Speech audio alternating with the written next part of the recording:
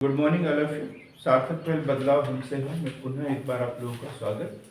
और सार्थक पहल के माध्यम से आज हम पढ़ेंगे मध्य प्रदेश की जनजाति।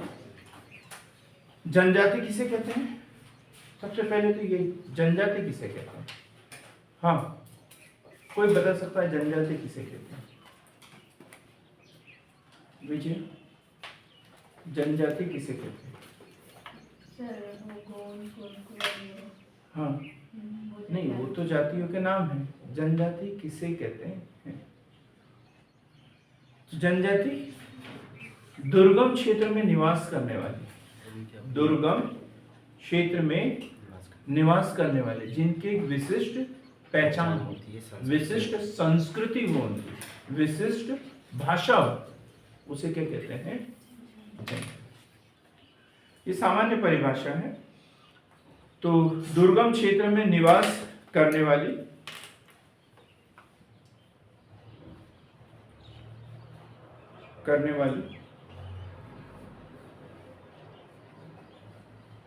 कुछ जाति समूह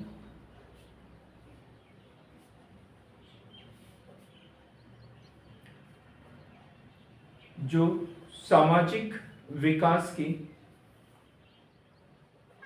मुख्य धारा से अलग हो,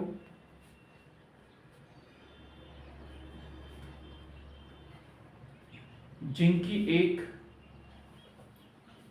विशिष्ट संस्कृति, विशिष्ट भाषा होती है, विशिष्ट भाषा, विशिष्ट संस्कृति होती है। जनजाति इसे अलग अलग नामों से बोलते, जैसे पर्वतवासी, आदिवासी, मूल निवासी, ऐसे कुछ अलग अलग नाम इनके बोला गया है इन्हें। वन्य जाति, आदिवासी, पर्वतवासी, वनवासी, आदिम जाति, मूल निवासी नहीं, आदिम जाति, ऐसे अलग अलग नामों से इसे जाना गया है। अब इतना कॉन्सेप्ट हमारा क्लियर हो जाना चाहिए कि जनजाति क्या है। हमने अभी अनुसूचित जनजाति की बात नहीं की, हमने सिर्फ काय की बात की है? जनजाति। अनुसूचित जनजाति अभी बताएं क्या?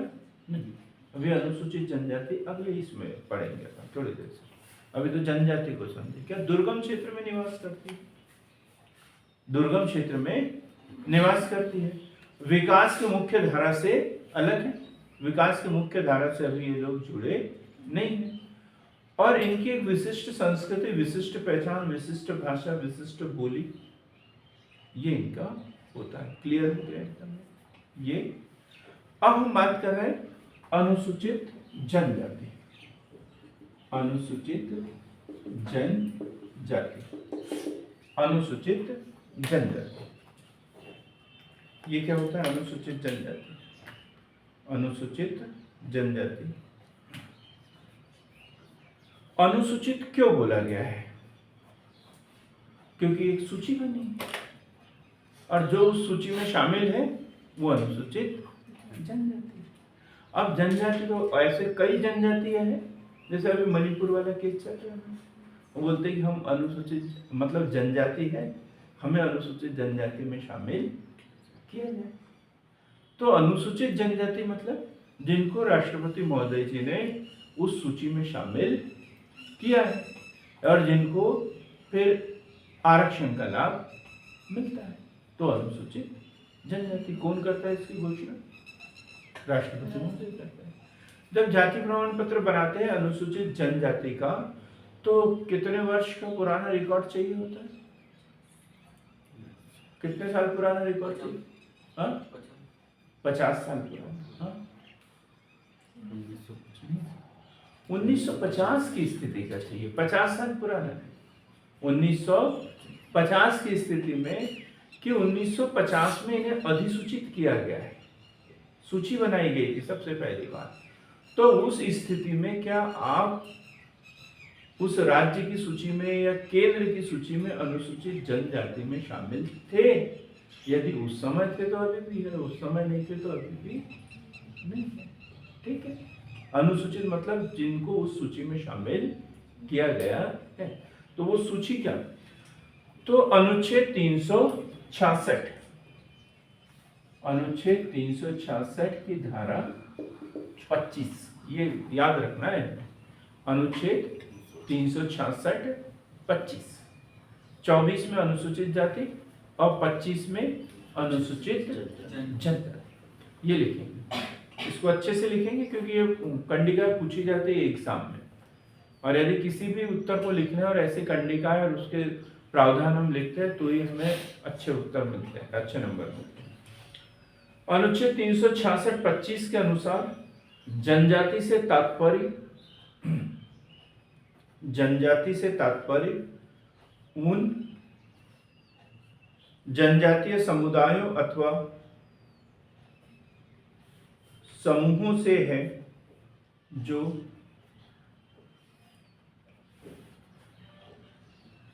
संविधान के अनुच्छेद 342 के तहत 342 के तहत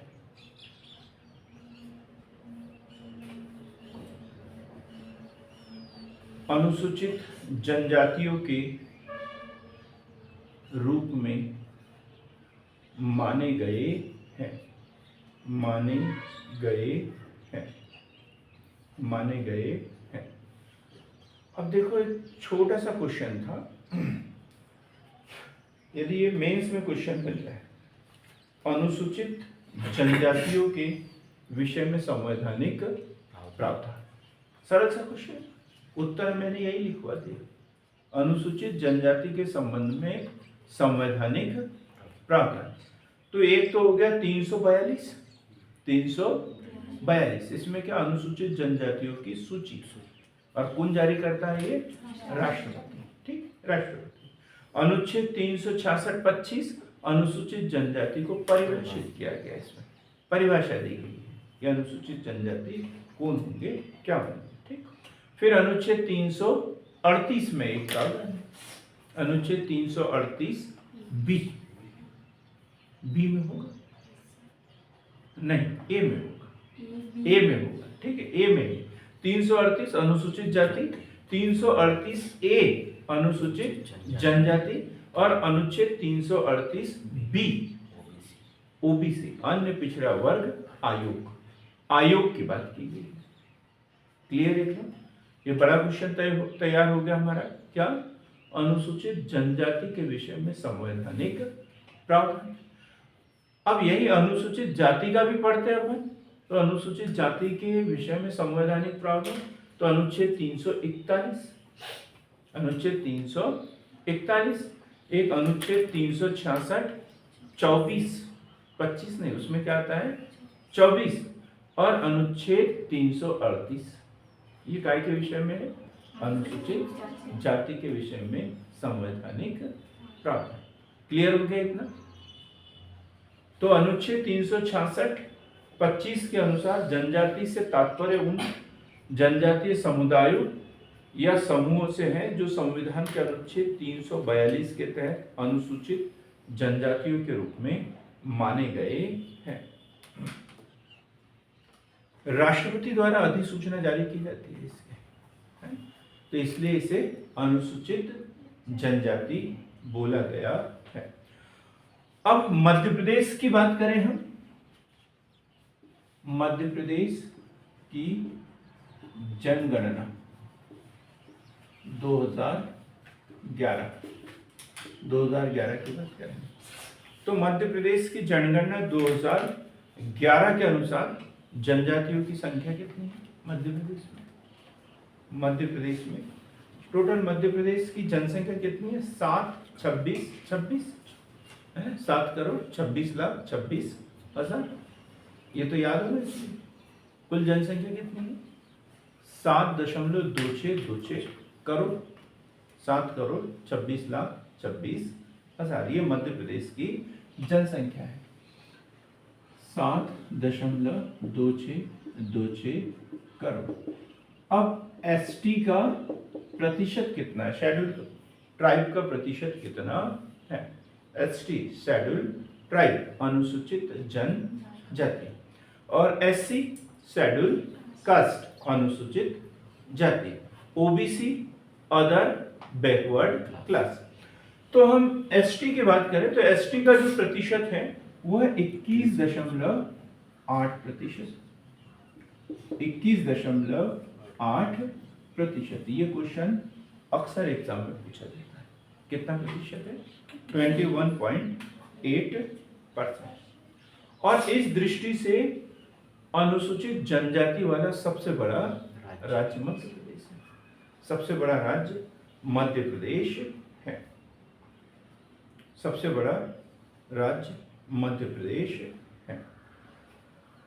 कितनी जनजातियां मध्य प्रदेश में निवास करती हैं? जो अनुसूचित है 47। मध्य प्रदेश में 47 जनजातियां स्वीकृत की गई है।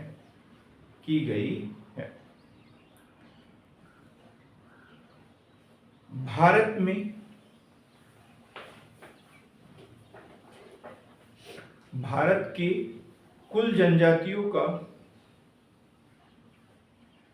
कुल जनजातियों का 14.69% मध्य प्रदेश में रहता है। भारत की कुल जनजातियों का 14.6% भाग मध्य प्रदेश में। अब ये आंकड़ा इसमें थोड़ा सा समझने की कोशिश है। देखो मध्य प्रदेश में जो टोटल जनसंख्या है इसका कितना 21.8% मध्य प्रदेश में रहता है।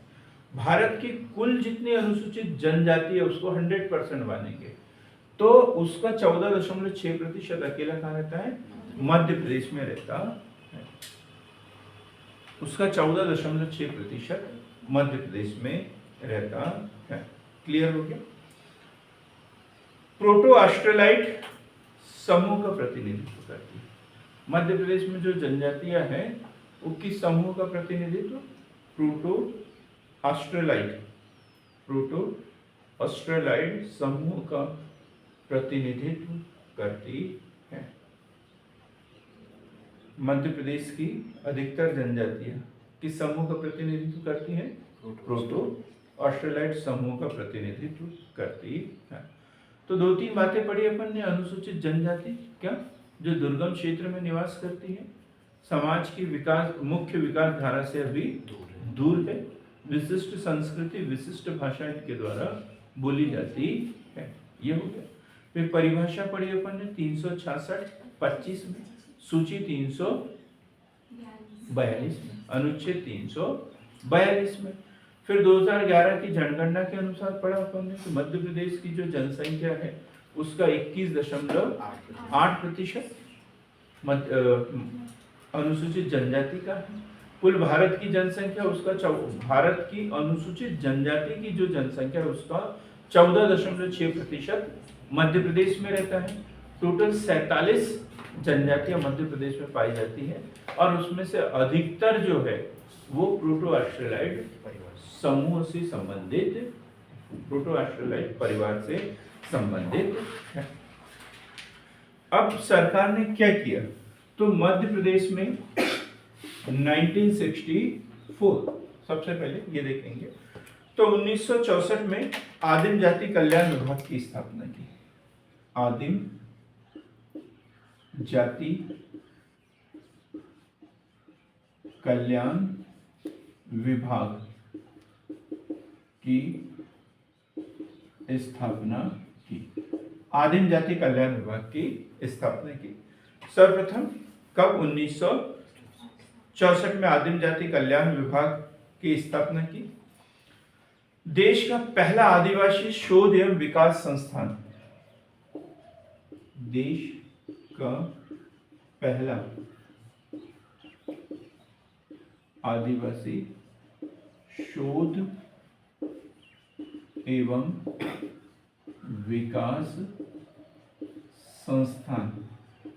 हाँ बताइए कहाँ पे है?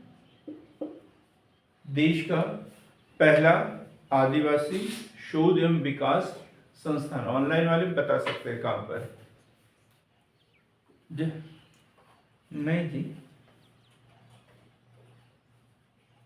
क्वेश्चन हमें पता होना चाहिए।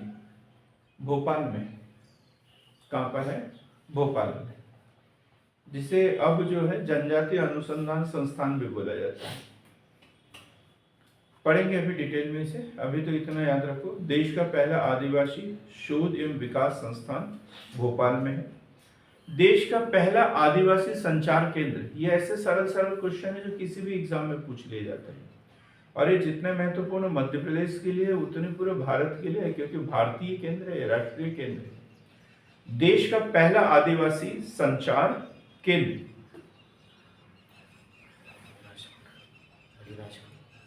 अलीराजपुर। पहले झाबुआ में था, अब अलीराजपुर।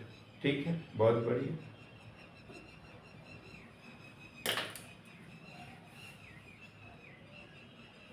पहले झाबुआ में था, लेकिन अब नया जिला बन गया तो ये अलीराजपुर। इंदिरा गांधी आदिवासी विश्वविद्यालय, ये है अमरकंटक में। इंदिरा गांधी आदिवासी विश्वविद्यालय अमरकंटक। इंदिरा गांधी आदिवासी विश्वविद्यालय अमरकंटक। अमरकंटक। आदिवासी संग्रहालय, ये क्वेश्चन भी पूछा जाता है। आदिवासी संग्रहालय या जनजातीय म्यूजियम जिसे बोला जाता है, जनजातीय म्यूजियम या आदिवासी संग्रहालय कहाँ पर है? छिंदवाड़ा, पातालकोट। हाँ, उसी की बात कर रहे हैं। जनजातीय म्यूजियम या संग्रहालय, इसे थोड़ा सा डिटेल में लिखेंगे।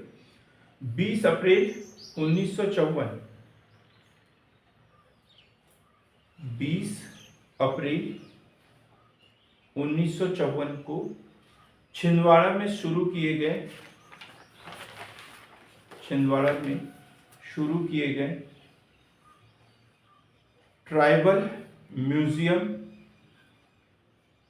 ट्राइबल म्यूजियम ने वर्ष 1975 में स्टेट म्यूजियम, स्टेट म्यूजियम का दर्जा हासिल किया।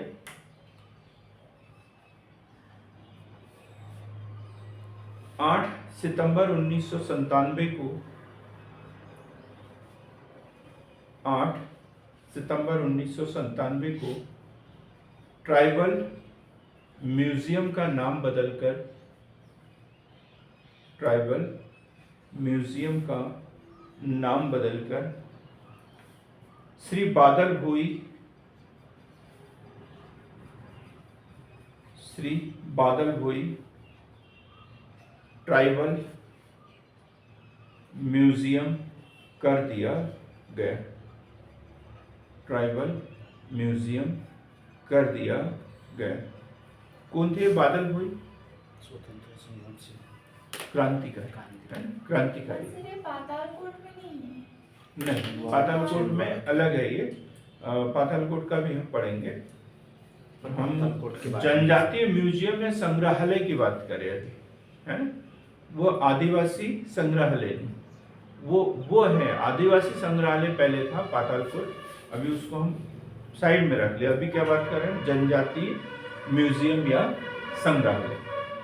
जनजातीय म्यूजियम या संग्रहालय की बात करें तो कब स्थापना हुई इसकी? 20 अप्रैल 1954। 20 अप्रैल 1954। 1975 में स्टेट म्यूजियम का दर्जा मिला इसे, और 1997 में क्या नाम रख दिया इसका?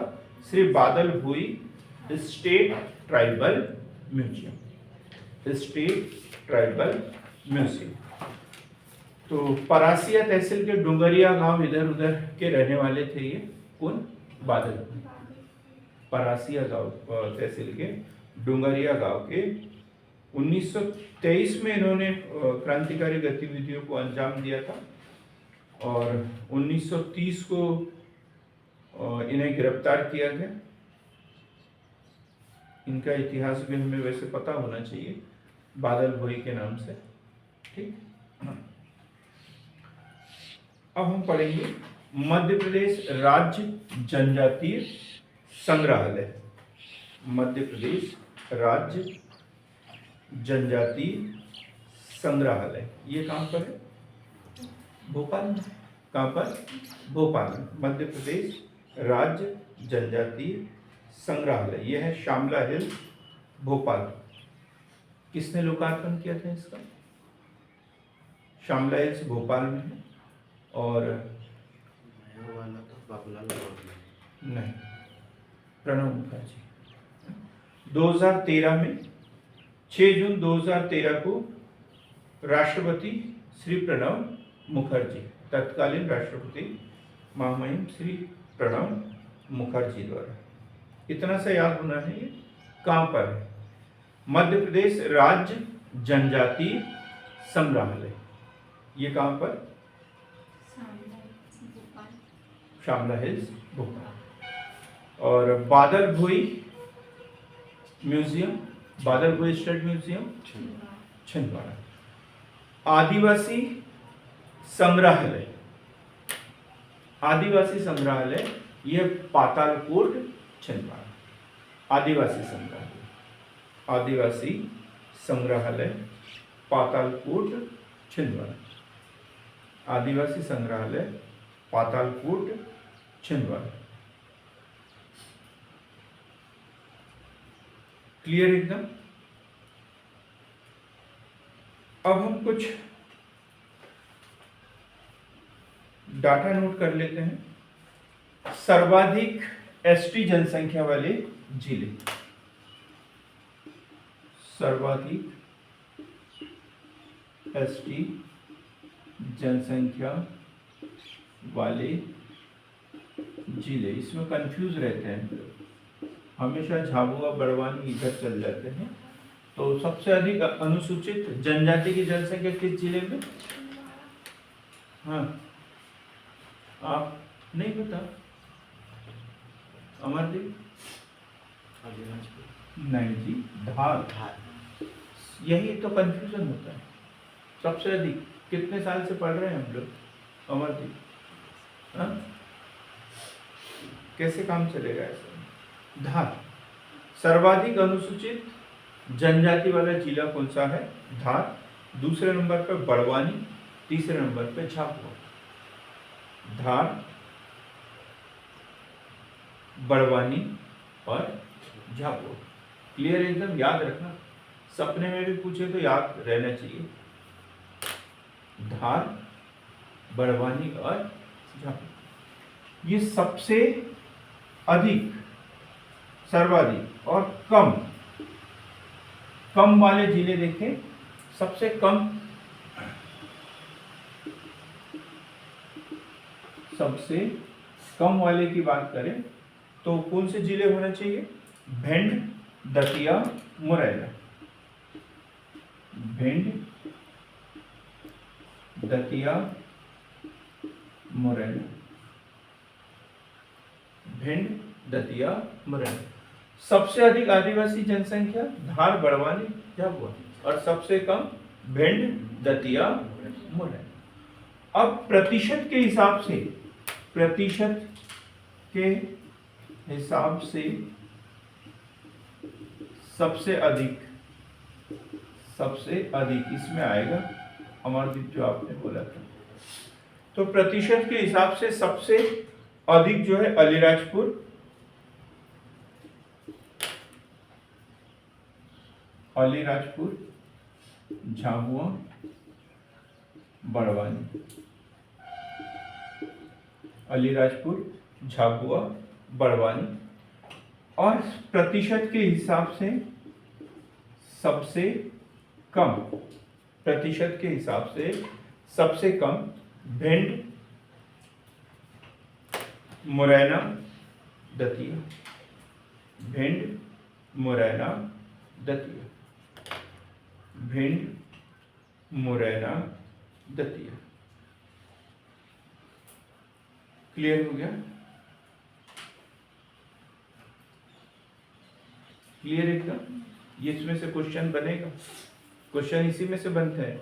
ये अलीराजपुर वाला क्वेश्चन कई बार पूछा गया है, लेकिन हम उसी में कंफ्यूज हो जाते हैं, प्रतिशत पूछा है कि क्या पूछा है। ठीक, अब हम विभाजन पढ़ लेते हैं। मध्य प्रदेश की जो अनुसूचित जनजातियां हैं उसका विभाजन पढ़ते हैं। तो मैप दिख रहा होगा आपको। तो इसको 5 भागों में बांटा गया है। मध्य क्षेत्र, उत्तरी क्षेत्र, उत्तरी क्षेत्र ये कौन सा होगा? पूर्वी क्षेत्र, दक्षिणी, दक्षिणी क्षेत्र और ये पश्चिमी क्षेत्र। तो अनुसूचित जनजातियों को कितने क्षेत्रों में बांटा गया है? 5 क्षेत्रों में।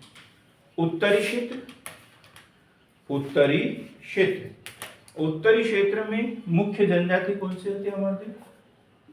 शिवपुरी, श्योपुर में सहरिया। कौन सी जनजाति? सहरिया। उत्तरी क्षेत्र में सहरिया, खैरवाल, सहरिया, खैरवाल। मध्य क्षेत्र की बात करें तो मध्य क्षेत्र में गोंड और पारधी, गोंड और पारधी। पूर्वी क्षेत्र की बात करें तो कोल, कोल, पनिका। एक एक जनजाति को हम पढ़ेंगे। तो कोल, पनिका, मुड़िया, उराऊ, बैगा। मुड़िया, उराऊ, बैगा ये पूर्वी क्षेत्र की जनजातियां हैं। दक्षिण क्षेत्र की बात करें तो कोरकू, दक्षिण में कोरकू, भारिया, कोरकू, भारिया। और पश्चिम क्षेत्र में कौन सी जनजाति? भील, जो मध्य प्रदेश की सबसे बड़ी जनजाति है। भील, बंजारा, भिलाला ये जनजातियां पश्चिम। अब यही क्वेश्चन पूछ लिया जाता है इसमें से मुख्य जनजाति जो प्रतिनिधित्व करती है, जैसे पश्चिम क्षेत्र की भील, उत्तरी क्षेत्र की सहरिया, मध्य क्षेत्र की गोंड, दक्षिण क्षेत्र की कोरकू और पूर्वी क्षेत्र की कोल। तो ये हमें पता होना चाहिए, ये पूछ लिया जाता है। कोल जनजाति मध्य प्रदेश के किस क्षेत्र में? पूर्वी क्षेत्र। क्लियर हुआ? बात को समझ में आई? ये ऐसे क्वेश्चन हमारे दिमाग में चलते रहना चाहिए। जैसे मध्य प्रदेश में जनजाति की बात आई, हमने फट से मैप बनाया और 2-3 आंकड़े लिख दिए, काम खत्म। परिभाषा काय में दी है? 366 संविधान में वर्णन काय में किया है? 342। सूची की बात करें कितना प्रतिशत है? 21.8%। 21.8%। सर्वाधिक धार जिले में और सबसे कम भिंड जिले में। सर्वाधिक धार जिले में और सबसे कम भिंड जिले में है।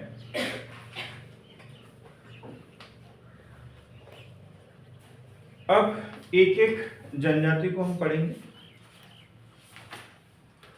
भारत की सबसे बड़ी जनजाति, भारत की सबसे बड़ी जनजाति कौन सी? और दूसरे नंबर की भारत की, दूसरे नंबर की भारत की भील। बहुत बढ़िया। मध्य प्रदेश की सबसे बड़ी जनजाति कौन सी है? जो ऑनलाइन वाले जो बोल रहे थे वही बोलेंगे। मध्य प्रदेश की भील है। और दूसरी, दूसरे नंबर पे कौन सा आएगा?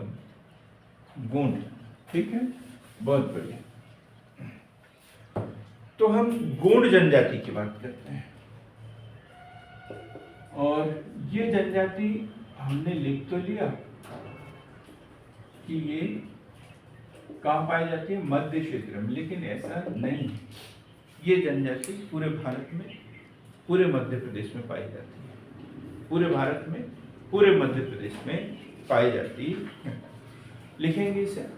गोंड भारत की सबसे बड़ी जनजाति, मध्य प्रदेश की दूसरी बड़ी जनजाति,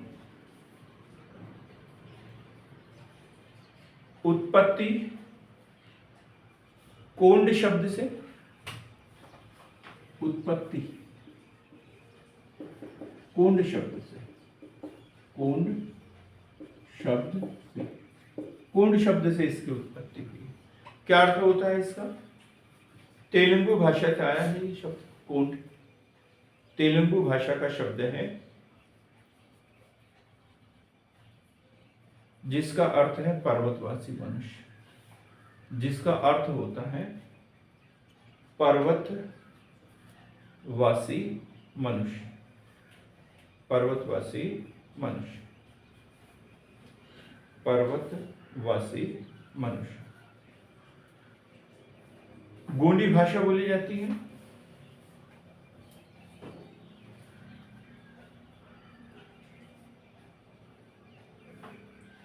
द्रविड़ भाषा परिवार का हिस्सा है।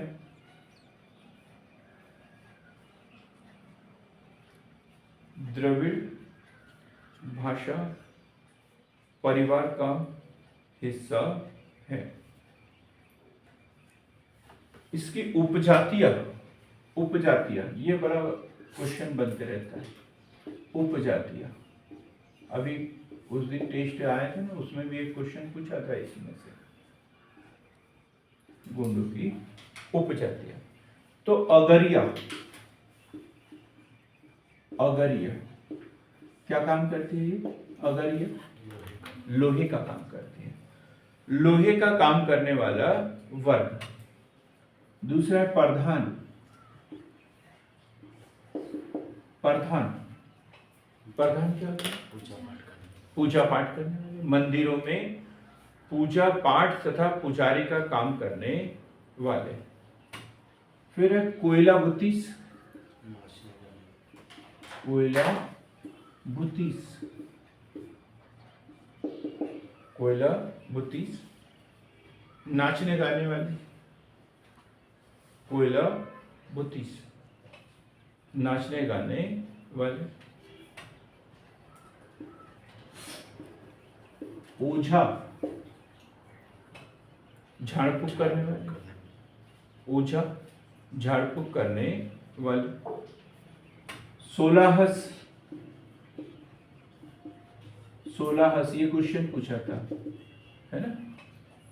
विजय जी बताएं, उस दिन रविवार के दिन टेस्ट में पूछा था और मैंने समझाया भी था फिर बाद में। सोलाहस, गुड, बहुत शानदार। बढ़ईगिरी करने वाले, है ना? फर्नीचर का काम या बढ़ईगिरी का काम करने वाले, बढ़ईगिरी का काम करने वाले। क्लियर हो गया अमरदीप? उपजातियां कौन कौन सी इसकी? अगरिया, प्रधान, कोयला बुतीस, ओझा, सोलाहस। आपको पता चल गया? अर्जुन जी बड़ी दूर बैठे हो, नहाया नहीं क्या जाता? हाँ, नहा लिया, फिर भी इतने दूर बैठे हो।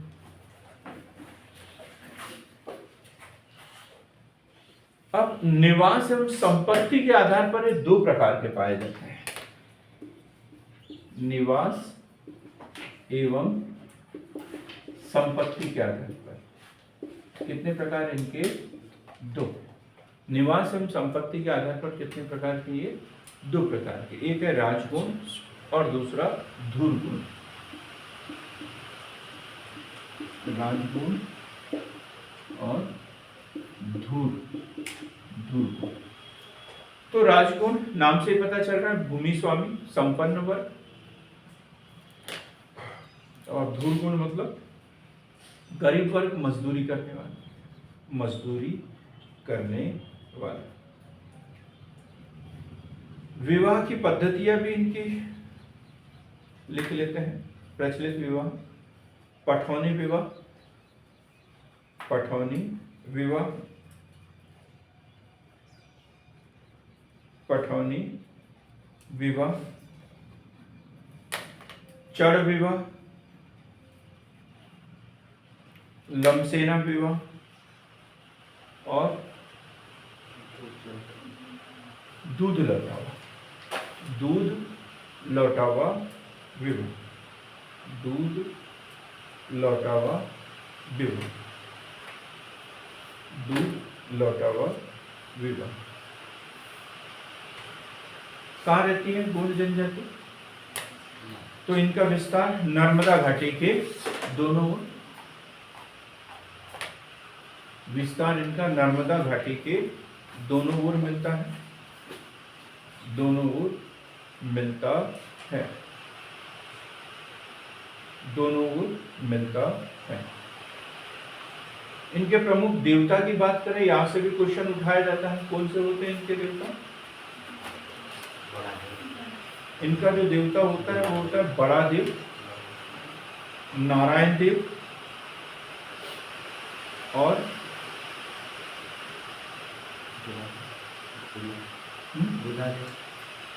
नहीं, लोहासुर, लोहासुर, लोहासुर, लोहासुर। और लोहासुर अगरिया जनजाति का देवता है, अगरिया इन्हीं की उपजाति है, तो लोहासुर इनका देवता है।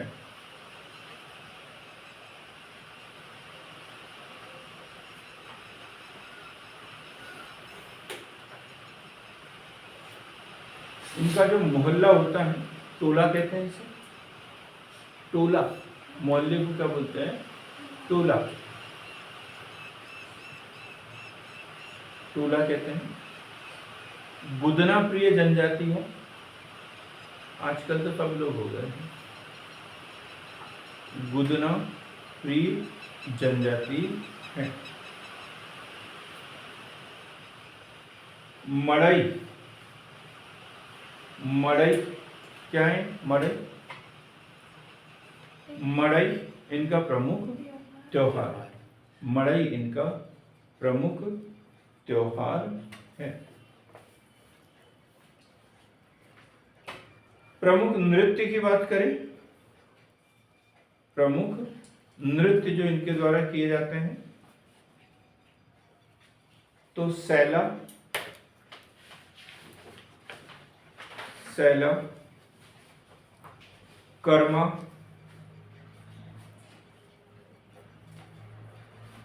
भड़ौनी, बिरछा, कहरवा, सजनी, सुवा, दीवानी। ये क्या है? इनके प्रमुख नृत्य कौन कौन से बताया मैंने? सैला, कर्म, सैला, कर्मा, भड़ौनी, बिरछा, कहरवा, सजनी, सुवा और दीवानी। ये गोंड जनजाति के द्वारा या उनके उपजातियों के द्वारा किए जाने वाले प्रमुख नृत्य। प्रमुख पर्व देखें तो पर्व में हमने एक पढ़ा अभी, कौन सा? मड़ई, मड़ई इनका प्रमुख है। इसके अलावा यदि देखा जाए तो मेघनाथ, मेघनाथ, बिरदी, मेघनाथ, बिरदी, कर्मा, नवाखानी, नवाखानी आदि इनके प्रमुख नृत्य, प्रमुख त्योहार। वैसे देखा जाए तो गोंड जनजाति जो है पूरे भारत में पाई जाती है, पूरे मध्य प्रदेश में पाई जाती है। तो अन्य जनजातियों के जो भी त्योहार होते हैं उन सब में ये बढ़ चढ़ कर हिस्सा लेते हैं, है ना। इनकी सबसे मिली जुली संस्कृति देखने को मिलती है। बाकी सभी जनजातियां क्षेत्रीय है, लेकिन ये राष्ट्रीय स्तर की जनजाति है, पूरे देश में ये पाई जाती है। मध्य प्रदेश में हमने बोल तो दिया, ये नर्मदा नदी के दोनों ओर के जिलों में पाई जाती है, लेकिन ऐसा नहीं, हर जिले में, बालाघाट में भी मिलेंगे, झाबुआ में भी मिलेंगे, धार में भी मिलेंगे, सब जगह ये मिलते हैं। इसके बाद हम पढ़ेंगे भील जनजाति। भील, भील जैसे गोंड शब्द की उत्पत्ति तेलुगु भाषा के कोंड शब्द से हुई है? लेकिन ये भील शब्द की उत्पत्ति किस शब्द से हुई है? बिल, बिल शब्द से हुई है। ठीक है, लिखेंगे। भील जनजाति जनसंख्या की दृष्टि से, जनसंख्या की दृष्टि से भारत की दूसरी बड़ी जनजाति एवं मध्य प्रदेश की सबसे बड़ी जनजाति है, सबसे बड़ी जनजाति है। भील शब्द की उत्पत्ति द्रविड़ भाषा के, द्रविड़ भाषा के बिल शब्द से, बिल शब्द से, द्रविड़ भाषा के बिल शब्द से, जिसका अर्थ होता है धनुष। बिल का अर्थ क्या होता है? धनुष।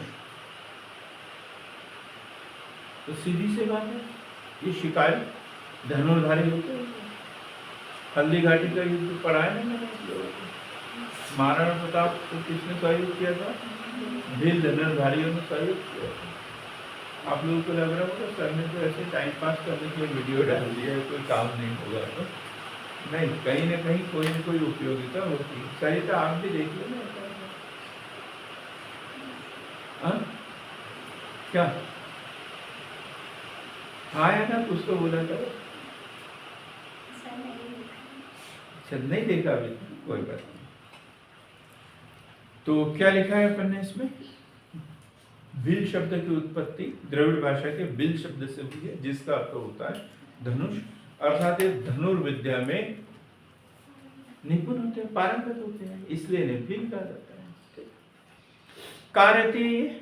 किस क्षेत्र में रहती है? अपन ने लिखी है किस क्षेत्र में? पश्चिमी क्षेत्र में।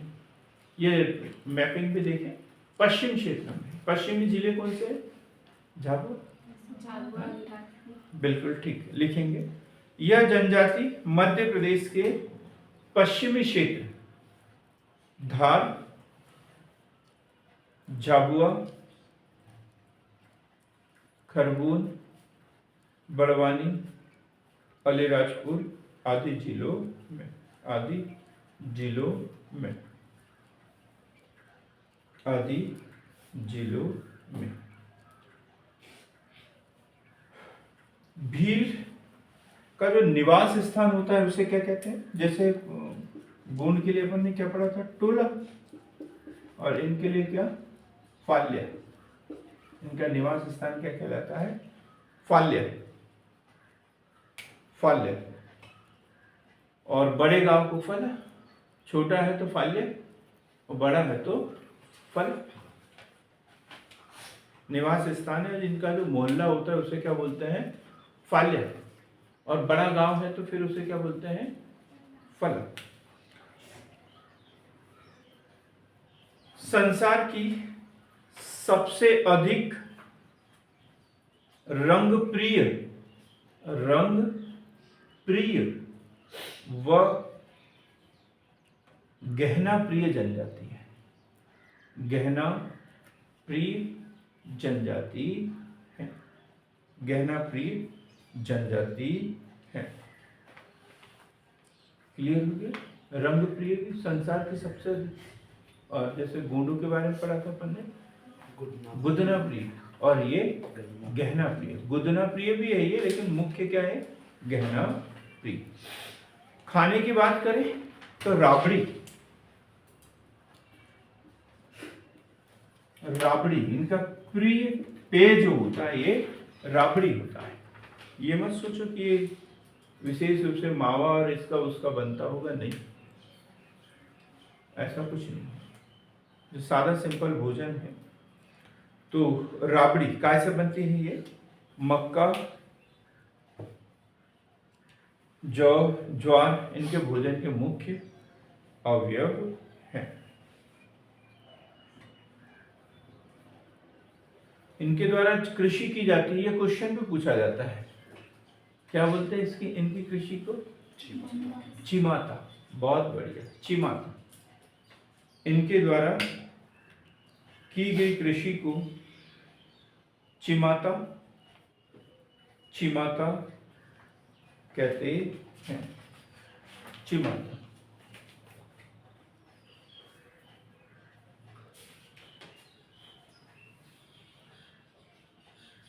कर्नल टॉड ने भीलों को